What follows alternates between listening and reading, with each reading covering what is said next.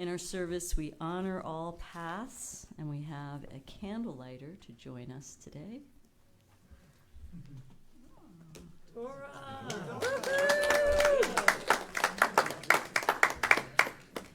For those who are attending service, if you want to be our Vanna White of candle lighting, let us know.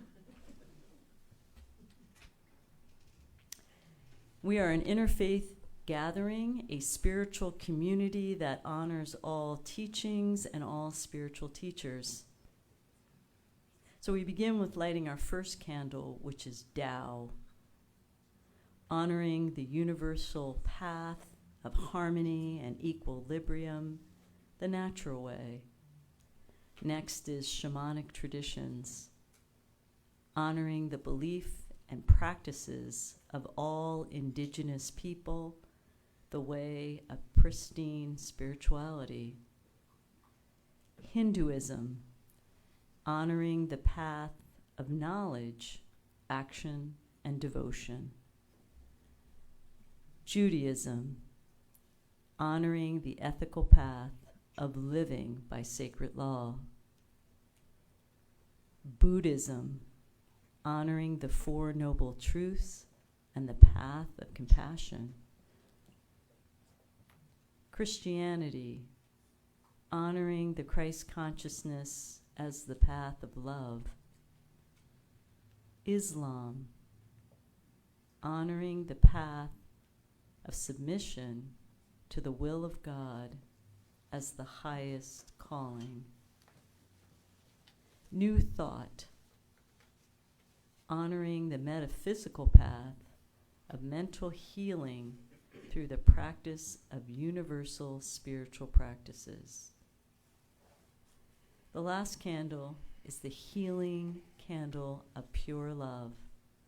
We invite you right here and right now, in the stillness of your own mind, to bring to awareness the names of any person, place, thing, situation you wish to include in this healing flame of pure light and pure love. We breathe that in. We honor the space, and we release, opening our eyes. Now that our flames of faith are fully lighted, we move into our celebration Sunday service, realizing and honoring and affirming that all paths lead to God. Good morning, everyone. Good morning. And good morning to those of you online or who will watch this a little later on. My talk title today is When the Vision Pulls. And it comes with a question as well that we can kind of ponder as we go forward today. What do you do when change pulls you into a new version of yourself that threatens everything you know? A lot of us these days are using the phrase never in a million years, right? Fill in the blank, because, you know, that is exactly what happens when you are pulled by a vision. It puts you in situations and conditions that you've never been in before. That's called change. And it even asks us in those moments that we've never been in before to have faith and to trust. And that is where the science of mind and spirit principles, and that is where our practices come into play. Because let's face it, if you're on the spiritual journey and you're in the development of the self, you are to a great degree calling in a vision, calling in your vision. And it's those very practices and principles that give us the opportunity to first even know that we have a vision for our lives, and then create the atmosphere that allows us to hear it and to know it.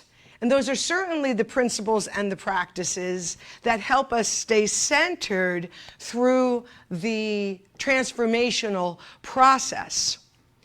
In my experience, and in others for sure, a vision can pull you so strongly that it can like yank you almost out of the skin of who you've known yourself to be, what you've known yourself to do, who you've known yourself to hang out with and to love, and even where you've known yourself to live.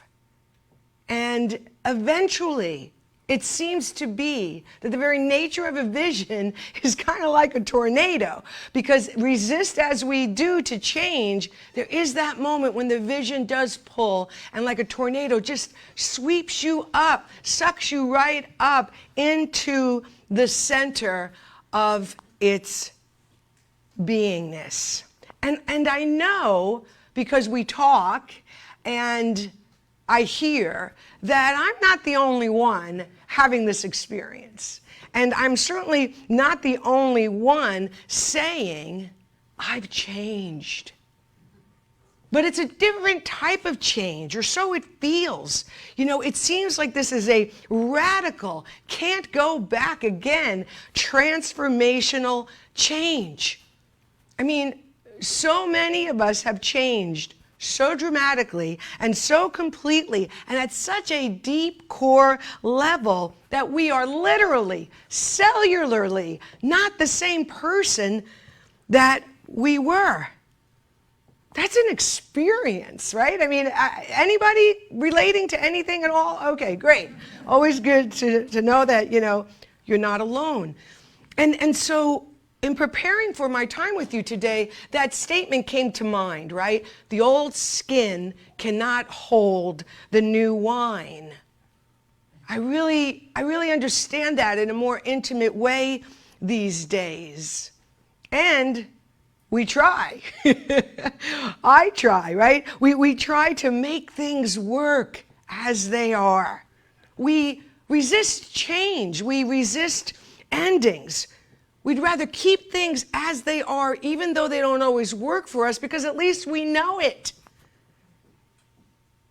That's why when we were going through the lockdown and change was imposed upon us, what did we all say?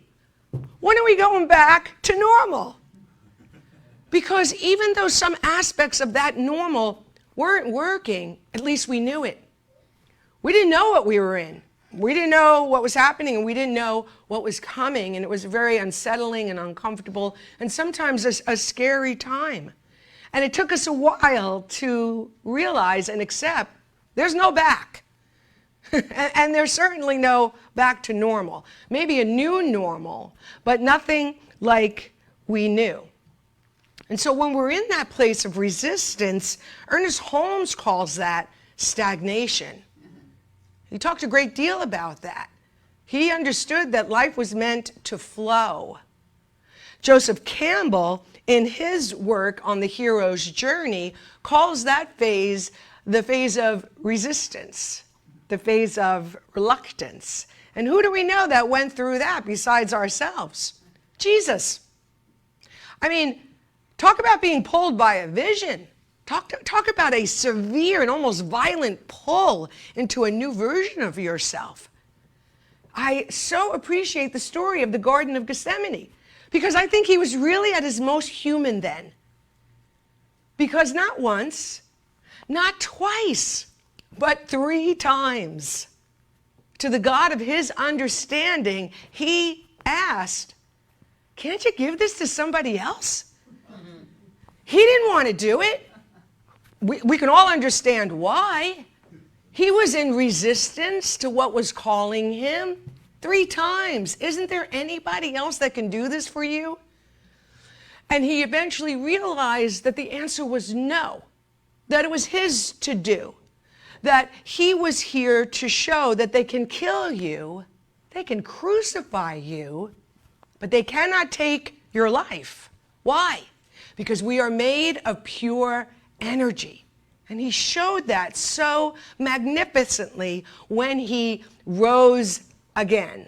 When he reconfigured, what, in my words, in my language, in my understanding, he reconfigured his energy field and showed himself again, not in the alleyways, but at the river's edge where everybody was, to remind us we are made of pure divine light and spirit. It's so very powerful. And so what does that look like today in modern times, in this phase of resistance, that even though we know we may be complete with something, what do we sometimes tend to do? We stay in relationships that we've outgrown.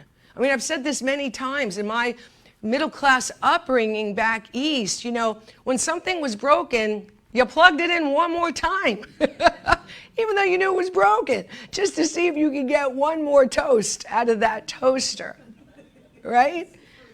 So we stay in relationships that no longer serve us. We stay in jobs that no longer fulfill us. We even stay where we live beyond the time that we're really meant to, when our heart is clearly calling us elsewhere because we're just afraid of change. And where does that all happen? In the mind. Because the mind only knows what has happened. It doesn't know how to handle or manage what hasn't happened yet. But what does know how to do that? The heart. The heart knows. And so a lot of people spend their lives in that place of resistance. Now, I have no judgment on that. I've been one of those people, and maybe I'll be one of those people again. So I have no judgment on that. It's a choice. Whether it's a conscious choice or an unconscious choice, it's a choice. And the beauty of this kind of a center and this kind of a philosophy is that it gives us the opportunity to wake up to the unconscious choice so that we can choose again. And I found something last night that was, again, just brought right to my path that talks about this so succinctly. This is from David Brooks out of the New York Times back in January of 2013. And this is what he says about that phase and that experience. Change is hard because people don't only think on the surface level. Deep down, people have mental maps of reality, embedded sets of assumptions, narratives, and terms that organize thinking. People almost never change their underlying narratives or unconscious frameworks. Guess who knew that? Ernest Holmes. Ernest Holmes knew that in 1926 when he so succinctly said, "Change your thinking and you can change your life." He said, change your mental map of reality and you can have a new reality. He basically said, change your embedded set of assumptions into eternal principles and you will change your life. Change your narratives, change the character that you play in those narratives, and you can change your life. Rearrange the organized thinking through prayer. You can have a new experience of yourself in a condition, whether the condition changes or not. That's how cutting edge that man was. That's the level of visionary that he was in 1926. So when change happens at such a deep and personal level, like it has for us over these last several years, it gives us the opportunity, again, to more intimately understand the journey of the caterpillar. Now, I had that experience back in 2017 in July when I did the 100 days of meditation for 100 days for an hour every day. Talk about painful. And then, wrote a book about it and was inspired by the journey of the caterpillar because I went through that very journey. And one of the things I learned at the time that was life-changing and that came into my mind last night was that in the caterpillar are what's called imaginal cells. And what that means is that in the caterpillar are the cells, is the cellular template of the butterfly. And they lay dormant in that caterpillar until when? Until the vision for that caterpillar yanks it out of its own skin and forces that caterpillar to surrender itself to the cocoon of change, to literally die unto itself in order for the highest expression, the next highest expression of itself to emerge. Isn't that powerful? And the reason why it's so powerful is not just because of the caterpillar, is because we know that that is true of ourselves. That we have right here and right now the cellular template of our next highest version of ourselves laying dormant within us. And that is why a center like this is so important, because it's the cocoon.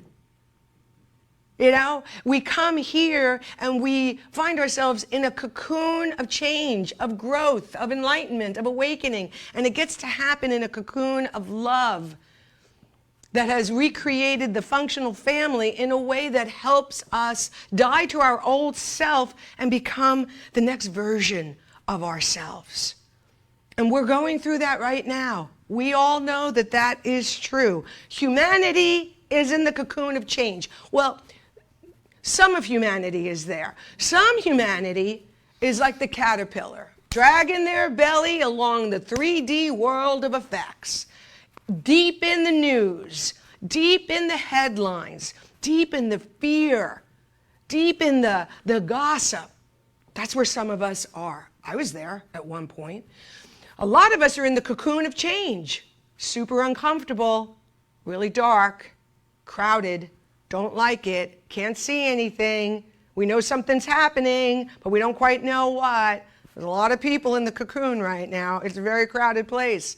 But what happens if you slit the cocoon that the caterpillar is in? You take away its opportunity to develop the strength, its own wings, and the strength of its own wings to fly, which it needs so desperately to become that next version. So don't be in a rush. If you're in the cocoon and you feel super uncomfortable, don't be in a rush to get out of it. It's a very important part of your transformation. Like I've said in other moments, the skill of the time is to become more comfortable with the discomfort of change. And it's not just what's happening in us and in humanity. It's happening in our workplaces. It's happening in our families. It's happening in our relationships. It's happening in our spiritual centers, in our churches, in our organizations. Why? Because we populate those places. We are going through change, and then we come together in those environments, and what do you have? A lot of people who are either changing or have changed. And so even those environments can be the skin that can hold the new wine, the new way that people are living inside relationships, inside families, inside organizations. And so we all have this incredible opportunity now to take a look at the container that holds our relationships, our marriage, our family, what have you, and to say to ourselves, what can we do to rearrange this container to be more in alignment with the rapid evolution of change that is upon us? And so, of course, as I often have these experiences when I, come to speak with you and share with you in this way, I came across something on Instagram and I thought, oh my gosh, I got to transcribe this and share this with you. And I don't know who the author is, but here's what this woman said. One of the hardest things about healing, and you could probably change the word healing out for the word change. One of the hardest things about healing is that the version of yourself that you became in order to get through the life that you were presented with is also somebody that you have to let go of. See, the version of yourself that you had to be in order to survive is not necessarily the version of yourself that you need now to continue. you have to leave that version of yourself behind. At the very least, perhaps you have to leave the version behind, but extract the you of that version and put him or her in your heart so that they can come along for the next part of the ride. They're not necessarily driving the car, but at least they're a passenger. And I just want to share my own personal synopsis of that experience to really bring it home. The Camille that I was to survive, and I know you all have your own versions of this because we all went through the pandemic. We all went through COVID. We all went through loss. We all have some degree, or many of us have some degree of trauma from that experience. And so for me, the person that I had to become, and to some degree, the person that experience turned me into to survive the death of my mother, to survive being home alone in the house I grew up with without her, to survive being in a hotspot a week later, to survive the lockdown, to survive going through food stamps, to survive getting through the darkest depression of my life, to survive coming back here and having to re-emerge a new version of myself, is not the Camille that's going to take me into the next expression of myself. And yet, I couldn't be here without her. So I hope that you'll think about how that's true for you and to honor the you that got you to where you are, to give thanks for the you that got you to where you are, and also realize that perhaps that version of yourself is not the one that's going to take you forward. The caterpillar knows that intimately. And so why am I sharing all of this particularly with you today? Because, and I want to acknowledge Reverend Don's support and his blessings and his allowing me to weave some of this into my sharing with you today, is that I will be stepping down in my role as a licensed spiritual practitioner. And believe me, though I've told Reverend Don a while ago and told Reverend Linda and told my colleagues, saying it to you out loud definitely makes it a little bit more real. And even though I'm clear about this, and even though really to a great degree, like I was in resistance for almost a year, because I couldn't imagine, right? But then the vision pulled, and then there was a moment where the decision made me. Anybody relate to that? Where you feel like a decision makes you, and you're like, oh my gosh, this is really, really, really powerful. So even though I have that clarity, it's still very tender to be in the experience of this change. And I deeply appreciate Reverend Don's allowing for this sharing with you, because these are the values that we stand by. What do we say every time we light these candles? We talk about transparency. We talk about inclusion. And we have an opportunity right now to realize that we're a tribe. Right? What does the tribe do? The tribe welcomes people into the tribe, welcomes people into the community, into its set of rituals, into its ceremonies. But the tribe also sends us out to our next journey. The tribe celebrates our arrival in the same way that we celebrate our departure. And that is the incredibleness of this community. You have to really understand, and I hope this remains a very conscious, in the front of your mind kind of thing. Many centers our size did not make it through COVID. Many centers our size are closed. And we're not. We remain open to you. And I give credit to those during the pandemic who were called to be present here, and those who created the technical reality that could allow us to suddenly stream the service like everybody did, right? Everybody pivoted and was like, oh my gosh, online, Zoom, whatever we all had to do. Because those individuals allowed us to sit and stand here today. Give thanks for that. Thank the people around you, absolutely, who allowed the cocoon to remain available to us during a time of tremendous change. And this is also why in one of my last talks, I talked so emphatically about the durability of the science of mind and spirit and the role of the practitioner. And that is why several months ago when I gave that talk, I said, and I reminded each and every one of you, you're a practitioner. Wear that with a sense of divine righteousness. In other words, be proud of yourself that you have committed yourself to the practices and the principles of this philosophy on a daily or on a regular enough basis that you're a practitioner of this philosophy. Yes, the organization created a path of study, created the licensed spiritual practitioner so that we could have an organized expression of our roles and how we were going to serve and all of that. It was glorious and beautiful. And I want to take this moment to really thank this community and everybody who's peopled it and all the teachers that have blessed my growth. Because without them, I wouldn't be here. And without the cocoon of love that I've been in, I wouldn't have had the chance to die to my old self and strengthen my new wings for the next flight. And it's particularly, something for Reverend Don and I, because he and I are practitioner colleagues, right? Like we were bumping up against each other in that cocoon of change when we were going through our studies. And so this is new for us. And I appreciate Reverend Don's willingness to, as Ernest would say, stay open at the top to see what might unfold next. And so I want to thank Ernest Holmes again and all those new thought leaders. What do you think happened to them at the turn of the century? They were pulled by a vision. They were called blasphemous by the churches on the East Coast because they had the audacity and they dared to step out of that box of thinking, that narrative, those deep mental maps, to think something else and to give us this philosophy that gave us a way of life.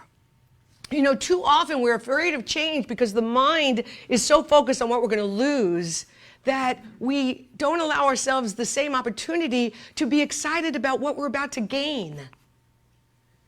And I know many of us are in that place right now. And so if you find that your mind has fallen upon the, oh my gosh, look what I'm going to lose, give yourself at least the opportunity to swing the pendulum the other way and say, oh, but what will I also gain? And so let me take all of this now and put it back out to you. Because, the thing about change is, and I can say this honestly about myself, well, what are you going to do? Some of it I know, I'm deeply committed to the new Design for Living. I've got a new podcast, a new YouTube channel. There's a lot going on there. Some of it I feel, a lot of it I don't know. And that's why that quote was so great today, and that beautiful song, amazing. Don't worry about what's been. Don't worry about what's coming. Just be right here, right now, and appreciate that which is unfolding in your space, in your life, right here and right now. So I want to give you a few questions to consider. What is calling you? What has been calling you? Right? I did this not too long ago. Hello? Hello?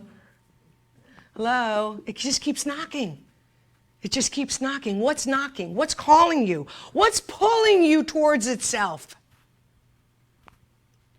What new version of yourself have you known about but have resisted? And can you be done with the resistance phase? Can you be done with having reluctance? Can you put that down and know that you've moved through that? What does your future self look like? Can you describe him? Can you tell me how she feels? Can you even imagine a future version of yourself? Can we trust this divine process like the caterpillar had to, with total faith that it's leading us to a higher version of ourselves? I say yes to that. And you know as well as I do, and I don't care what your age is, how long you've been in this philosophy or any of those conditions, we know something's happening. We know a new earth is coming. This organization called it into existence many years ago when it called forth a world that works for everybody. What do you have to go through for a world to work for everybody? Number one, you got to go through contrast. You got to see how badly the world doesn't work for everybody. And we've been in that phase for a while now. But in order to have a world that works for everybody, you have to start with a life that works for you. That's why I wore my favorite t-shirt today. You got to love yourself first. Can we trust? Can we have faith? And again, are we willing to, like the caterpillar, die to our own old self and step into that new version of ourselves that's calling our name? So, when we come back to the question that started my time with you today, what do you do when change pulls you into a new version of yourself and threatens everything you know? You let go and you say yes. So let's have the experience of rearranging our thinking. Let's have the experience of recreating a new narrative and a new version of our character in that narrative with this powerful tool that here in our philosophy we call affirmative prayer. I invite you, you can keep your eyes open, you can do whatever is true for you. I know that for me, when I close my eyes, it just turns me inward. And my senses are more focused on the invisible versus the visible. But whatever works for you, I want you to be a part of this moment of prayer. So join me in taking a few breaths. And just exhaling everything that you've heard and I've said and that's coming up. And if it's helpful for you, it always is for me, to put your hand on your heart, the brains of the operation, the GPS of our lives. It was the mind, but now it's the heart. The heart communicates to us through feelings. Feelings are the preview of what is coming.